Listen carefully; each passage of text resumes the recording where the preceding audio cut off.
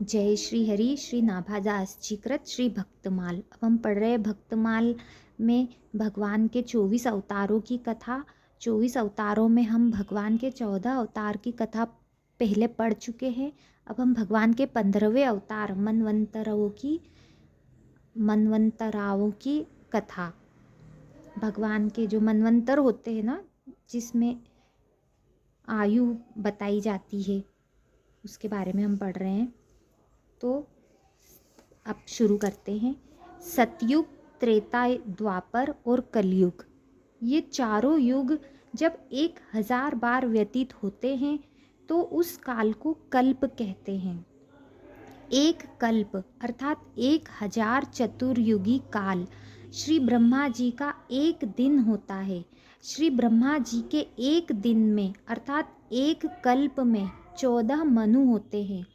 प्रत्येक मनु 71 चतुर्युगी से कुछ अधिक काल तक अपना अधिकार भोगते हैं। इन मनवंतरों में भगवान सत्व गुण का आश्रय ले अपनी मनु आदि मूर्तियों के द्वारा पौरुष प्रकट करते हुए इस विश्व का पालन करते हैं।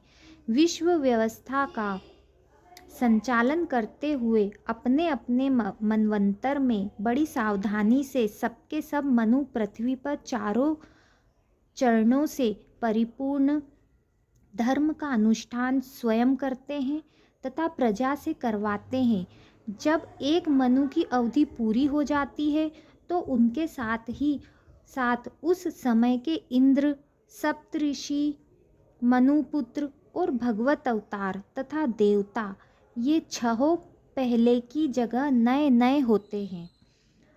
अब 14 मनुओं का संक्षिप्त वर्णन करते हैं।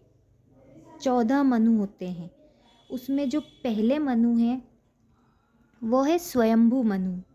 तो स्वयंभू मनु के बारे में हम पढ़ते हैं कि मरीचि आदि महान शक्तिशाली ऋषियों से भी सृष्टि का अधिक विस्तार नहीं होते देख श्री ब्रह्मा जी मन ही मन चिंता करने लगे। अहो, बड़ा आश्चर्य है, मेरे निरंतर प्रयत्न करने पर भी प्रजा की वृद्धि नहीं हो रही है।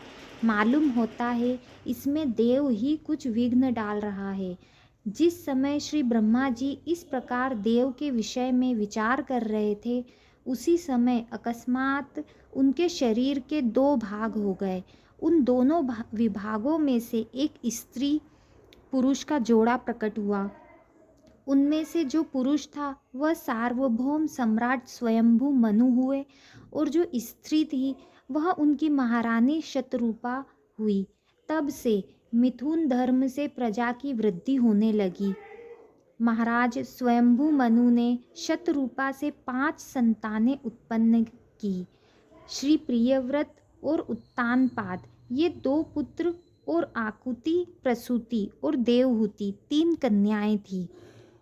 मनु जी ने आकुति का विवाह रुचि प्रजापति से, देवहूति का विवाह करदम प्रजापति से तथा प्रसूति का विवाह दक्ष प्रजापति से किया। इन तीनों कन्याओं की संतति से सारा संसार भर गया। दूसरे मनु थे वो है स्वारोचिष मनु, ये अग्नि के पुत्र थे। उत्तम मनु तीसरे है उत्तम मनु, ये प्रियव्रत के पुत्र थे। चौथे है तामस मनु, ये तीसरे मनु उत्तम के सगे भाई थे। रेवत मनु, 5वें रेवत मनु, ये चौथे मनु तामस के सगे भाई थे। छठे हैं चाक्षुष मनु, ये चक्षु के पुत्र थे। 7वें हैं वेवस्वत मनु, वीवस्वान सूर्य के पुत्र यशस्वी श्राद्धदेव ही 7वें वेवस्वत मनु है। यह वर्तमान मनवंतर ही उनका काल है। जो सूर्य के पुत्र हैं 7वें वेवस्वत मनु, अभी ये वो काल चल रहा है।